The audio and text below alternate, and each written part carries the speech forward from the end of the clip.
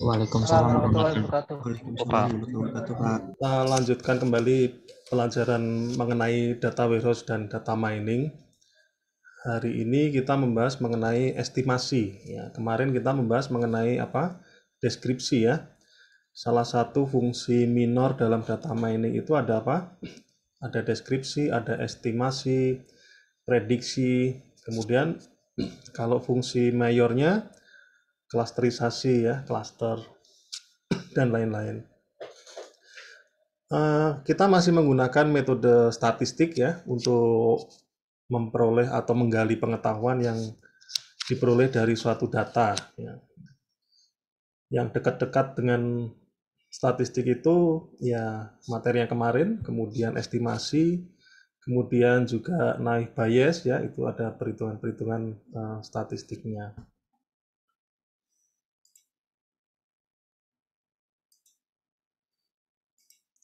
Materi ini sudah saya upload juga di Google Classroom ya.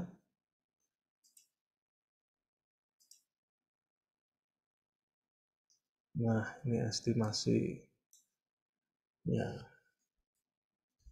Nah, kita mengingat kembali ini fungsi data mining ada fungsi minor dan fungsi mayor ya, atau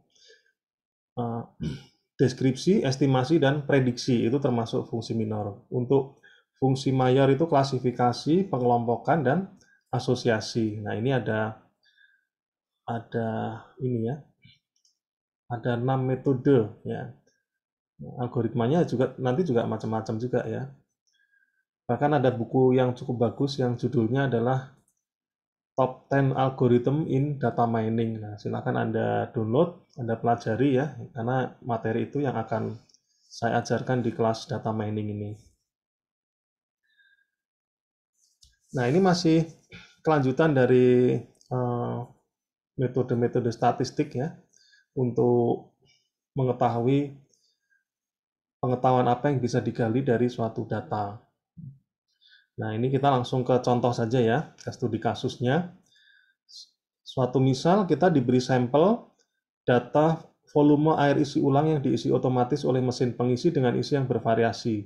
Sementara volume yang diharapkan adalah 2000 ml. Jadi ada suatu mesin pengisi air ya, otomatis anggaplah di pabrik minuman ini apa? Minuman kemasan ya. Kalau di minuman kemasan seperti halnya Aqua, Fit dan sebagainya itu kan ada produknya, ada yang botol medium ya, botol besar, kemudian cup ya, cup itu yang gelas itu, kemudian ada juga yang galon ya. Nah, itu diisi oleh air pengisi otomatis ya, disetting kerannya, disetting timernya seberapa lama dia mengalirkan air atau mengisi air di wadah tersebut.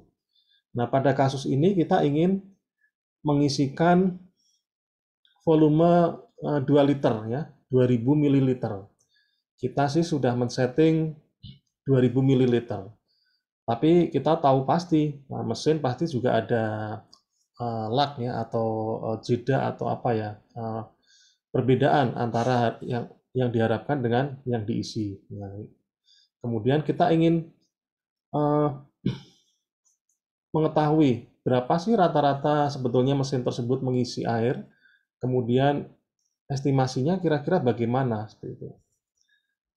Nah, ini di sebelah kanan ada gambar orang yang ada di pabrik pengisi air kemasan ya, itu mereknya Filomatic, itu pengisi galon. Kemudian di sebelah kiri ada tabel sampel. Ya, apa itu sampel? Nah, nanti kita bahas di slide berikutnya. Nah, jadi si orang tersebut, anggaplah itu supervisor di pabrik, sudah menganalisis mencatat ya, mendata. Nah, mendata dari botol 1 sampai dengan 12. Diberi nomor botolnya, nah, hanya 12 saja, karena kalau banyak ya enggak apa-apa, banyak juga enggak masalah, itu lebih bagus. Tapi dalam pelajaran ini kita ambil sampel 12. Botol yang pertama volumenya 2016 ml ya, alias 2,016 liter. Kemudian botol yang kedua 2025 ml sampai dengan dan seterusnya. Botol ke-12 1987. Nah, dari sini kita tahu kan ya, ada bahwa mengisinya itu tidak tepat 2000, kemudian bisa lebih, bisa kurang. Nah, kurangnya berapa, lebihnya berapa, rata-ratanya. Nah, ini yang ingin kita tahu. Oke. Nah, berdasarkan data di atas, pengisian air pada mesin adalah tidak tepat 2000 ml. Ya, nggak pas ya.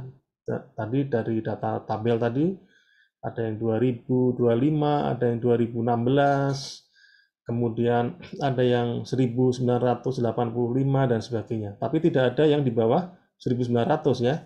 Nah, artinya ini mendekati 2000. Karena kalau terlalu sedikit ya nanti rugi ya konsumen ya.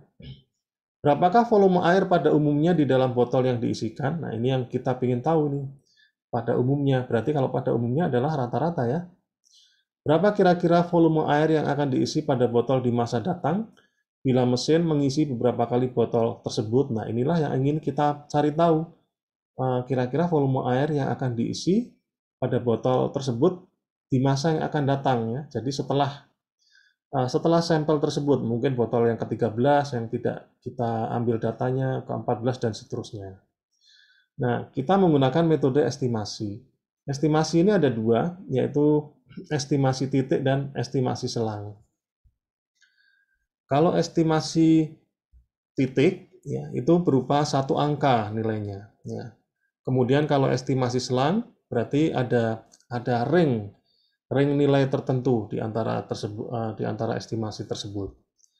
Nah, sebelumnya kita ketahui dulu ya, apa itu populasi dan apa itu sampel.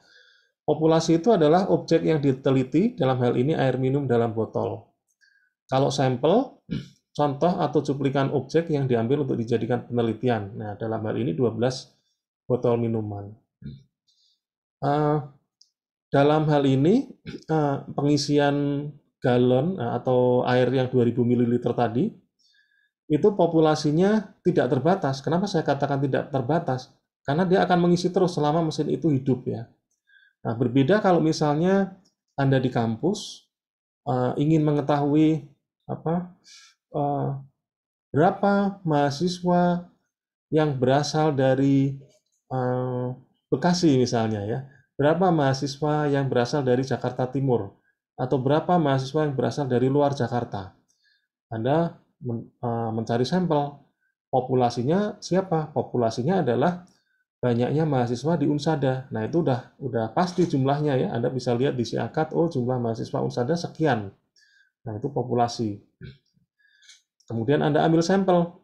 Sampel misalnya semester 1 Anda ambil 20, semester 2 Anda ambil 20 dan seterusnya di masing-masing jurusan. Nah, itu sampel ya. Nah, kalau di studi kasus kita ini populasi besarnya tidak terbatas, dalam artian dia yang disebut air 2000 ml itulah yang menjadi populasi dalam pabrik tersebut. Nah, seperti itu. Makanya kita perlu sampel ya. Nah, sampel itu lebih banyak lebih bagus ya, tapi tergantung kebutuhan kita ya. Nah, anggaplah kita ambil 12 botol minuman ini sudah cukup mewakili ya. Nah, apa itu estimasi titik? Estimasi titik adalah bentuk estimasi yang menghasilkan satu buah nilai estimasi saja, yaitu berupa angka. Nah, ini berupa angka. Oh ya, sudah. Betul. Populasi terus bertambah, tidak mungkin bagi kita untuk menghitung mean dan variance. Nah, maka yang kita hitung adalah sampelnya ya. Karena itu kita perlu sampel untuk estimasi pada parameter di atas. Nah, mengapa perlu di perkiraan atau estimasi? Sebab kalau kita memiliki perkiraan rata-rata dan varian akurat, maka banyak pertanyaan yang dapat kita jawab dengan baik. Nah, artinya apa? Ketika ada masalah, Anda harus mencari solusinya. Nah, salah satunya adalah mengumpulkan data, kemudian mengolah data, dan dianalisis. Nah, nanti masalahnya harapannya bisa diselesaikan dengan baik. Kemudian estimasi titik, rata-rata populasi dapat diestimasi dengan rata-rata sampel, ya. Varian populasi dapat diestimasi dengan varian sampel. Nah, kita lihat kembali tabel tadi, nomor botol 1 sampai dengan 12.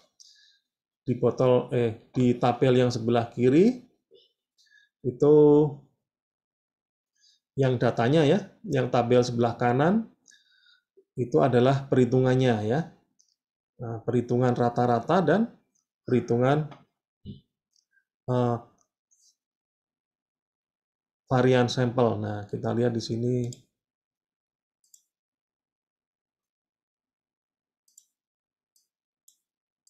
Nah, rata-rata sampelnya ini ya.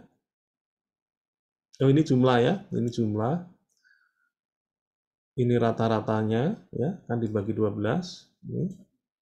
Kemudian varian sampelnya dari perhitungan yang ini menggunakan rumus XI min X rata-rata kuadrat menghasilkan ini ya. Kemudian standar deviasinya akar dari varian sampel, hasilnya 31,07 ya. Jadi varian atau apa ya? Perbedaan di masing-masing data itu kira-kira 31,07. Nah, pengetahuan apa yang diperoleh dari informasi ini? Nah, di sini kita bisa memperoleh informasi bahwa pada umumnya setiap botol akan diisi air sebanyak 2007 ya. 2007 ml. Ini rata-rata dengan varian sebesar 965,45 ml. Nah, itu estimasi titik. Menghasilkan satu titik ini saja berarti ya nilai estimasinya. Berarti kalau misalnya ditanya, kira-kira nanti botol berikutnya berapa ya ngisinya ya di mesin tersebut? Ya kurang lebih 2007 lah, 2007 ml. Terus variannya 965,45 ya, plus minusnya berarti ini. Nah, gitu ya. Estimasi titik. Kemudian ada juga estimasi selang ya. Estimasi titik hanya menghasilkan satu angka. Bagaimana bila yang diinginkan angka yang selangnya ada selangnya ya, agar lebih mengakomodasi error gitu. Nah, di sini kita menggunakan batas bawah dan batas atas.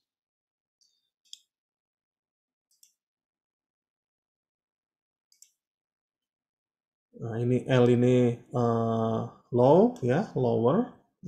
Yang ini U up ya, upper ya, atau atas ya. Nah, Anda perhatikan saja singkatannya.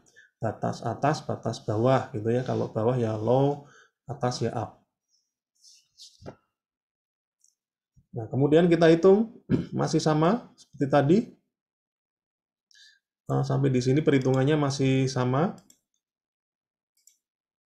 Rata-rata sampelnya 2007 ml, kemudian varian sampelnya 965,45, standar deviasinya 31,07. Apa yang membedakan dengan yang tadi? Nah, maka kita bisa memberikan suatu selang kepercayaan ya. Selang kepercayaan 95%. Apakah harus 95%? Tidak harus ya. 85 juga boleh ya. 97 juga boleh dan seterusnya. Tapi kita kan ingin memberikan suatu selang kepercayaan yang mendekati 100 tapi tidak 100% ya. Nggak mungkin 100% kan. Kenapa? Karena kalau 100% ngisinya udah pasti 2000 ml, tapi pada kenyataannya kan tadi ngisinya berapa? Bervariasi ya. Ada yang 2000 apa itu? 2005, 2016 dan sebagainya.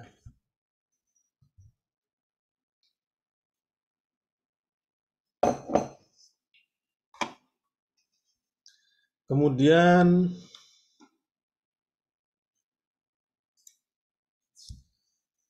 Nah, di sini kita hitung alfa ya. Alfa sama dengan 100% dikurangi 95% sama dengan 5%. Nah, berarti kalau 94% ya berarti ya 100 kurang 94. Berarti di sini ada berapa? 6% gitu ya. Nah, begitu juga kalau selang kepercayaannya 90%, maka alfa 10%. Nah, kita gunakan nilai alfa ini untuk menghitung Z alfa per 2. Nah, ini ya, mana sih? Nah, ini dia. 2,5% atau 0,025. Kemudian silakan lihat tabel distribusi. Ini Anda bisa download dari internet ya. Nah, ini sudah standar sih ininya nilainya. Kita cari nilai yang mendekati 0,025 tadi. Nah, kita ketemu di sini. Di kolom ini ya. Di baris sekian. Nah, ini ada 0,02498. Nah, ini bisa dibulatkan sehingga menjadi 0,025 ya. Kalau ini ini sudah 0,025 lebih ya. Karena di sini ada 0,025 ada lebihnya. Kalau ini 0,024 bisa ini dibulatkan, tapi ada yang lebih mendekati ke 5-nya ya, pembulatan 5-nya di sini.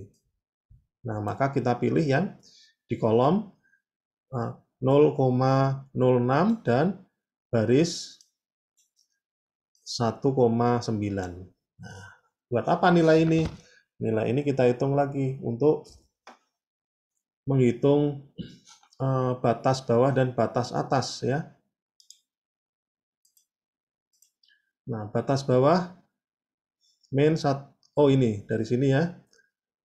Kolom dan baris dan kolom ini dijumlah 1,96, kemudian Z-nya adalah batas bawah batas akhir, tinggal ditambahkan nilai plus atau min ya. Nah, ini plus.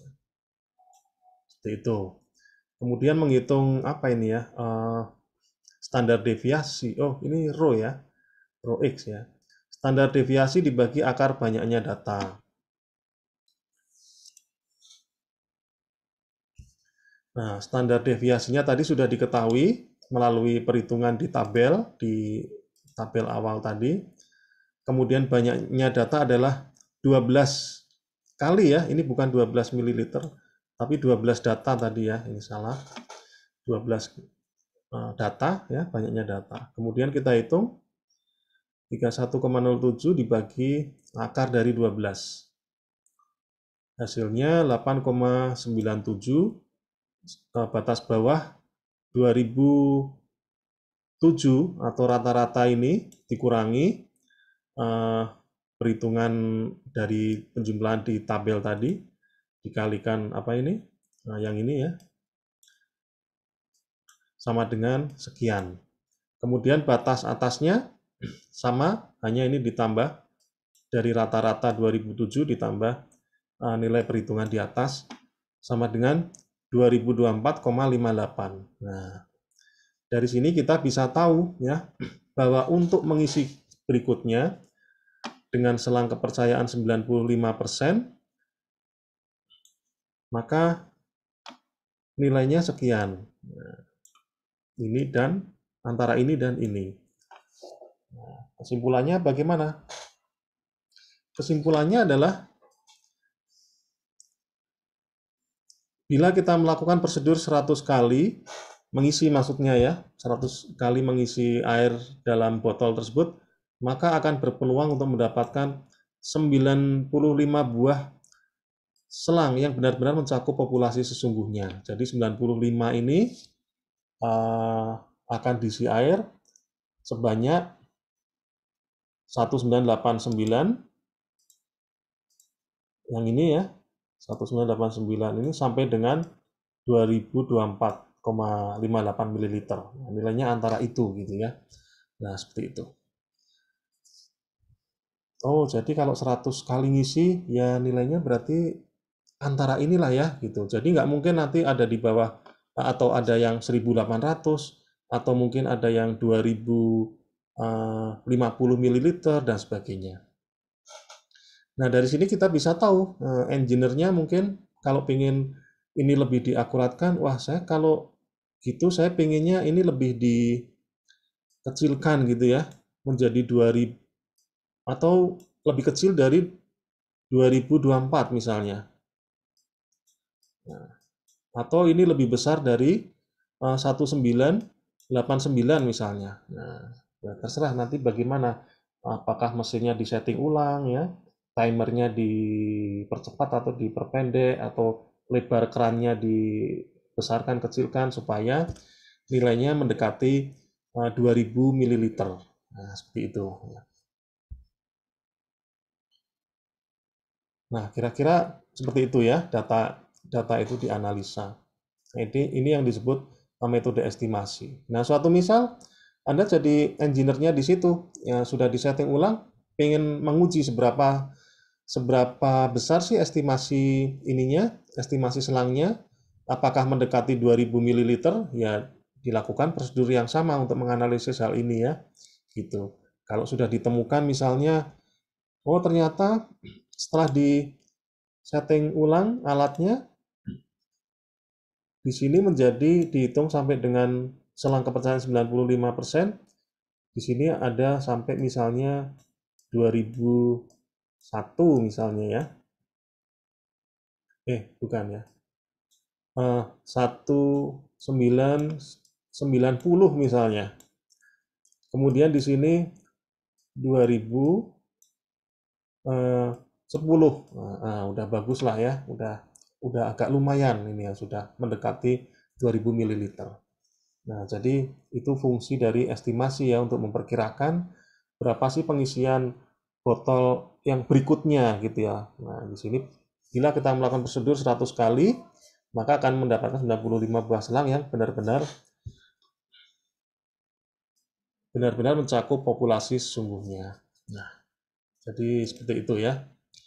Nah, kemudian sebagai latihan silakan Anda kerjakan yang ini ya. Katakanlah dari bagian dari Depnaker bermaksud memperkirakan besarnya penghasilan penduduk di suatu daerah. Nah, ini ingin tahu ini berapa sih estimasi penghasilan di suatu daerah. 15 orang yang telah bekerja diambil secara acak dan ditanya penghasilan per bulan. Hasil yang diperoleh adalah nomor 1 sekian 2,47 juta, nomor 5 sekian ya 4,57 juta, sampai dengan orang yang ke-15 2,05 juta. Ya. Nah, Anda hitung ini dengan estimasi titik dan estimasi selang, berapa sih rata-ratanya, berapa sih variannya ya. Kemudian selangnya berapa sih? Nah, dari sini kita bisa memperkirakan, oh ternyata kalau di situ ada 100 orang yang bekerja di suatu daerah tersebut, gajinya ya kira-kira sekitar ini sampai dengan ini. Nah, seperti itu. Ya, itu tugasnya ya. Sabar ya, banyak tugas. Nah, ini dia. Perkirakan rata dan varian penghasilan penduduk daerah tersebut, buatlah keyakinan 99% dan 95%. Nah, silahkan dibandingkan ini ya. Kalau selang keyakinannya 99% dan 95%.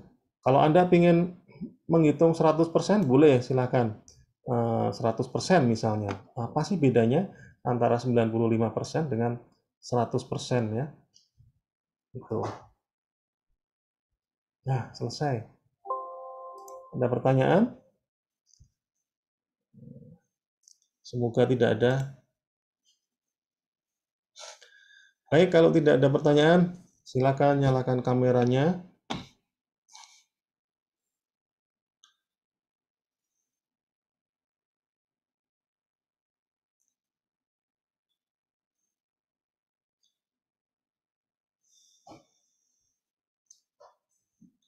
Kemudian boleh sebagai referensi Anda cari buku mengenai apa ini Top 10 Algorithm in Data Mining ya. Nah, itu bagus bukunya ya. Enggak, sangat ini ya. Ada studi kasusnya juga. Baik, terima kasih atas perhatiannya. Assalamualaikum warahmatullahi wabarakatuh. Waalaikumsalam warahmatullahi wabarakatuh, Pak. Terima kasih, Pak. Terima kasih, Terima Pak. kasih, Pak.